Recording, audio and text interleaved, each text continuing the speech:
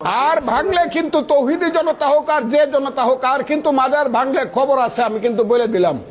মানুষ কিন্তু এই দেশের ইমানদার মানুষ কিন্তু রাস্তায় নামবে, কথাটা কিন্তু বললাম।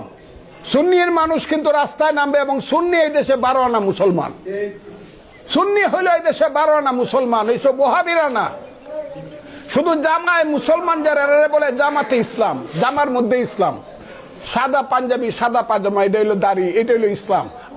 সুন্নিরা কিন্তু জামাতে ইসলাম না, তারা হইলো ইমানে ইসলাম, কলবের মধ্যে ইসলাম।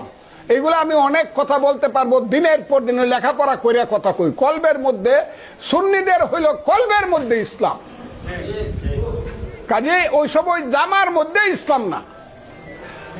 তারা যাতে সাবধান হয়। আর যদি মাজার ভাঙ্গা হয়, খবর আছে, আমি বলে দিলাম, এবং সরকারকে কিন্তু হুঁশিয়ার করতে দেয়, আর যদি মাজার ভাঙ্গা হয়। কো শান্তিপ্রিয় মুসলমানরা, শান্তিপ্রিয় সুন্নিরা কো, কথাগুলো কি পক্কা যায় নাই? ভিডিওটা কি শেয়ার হইতো না? অবশ্যই শেয়ার হইব।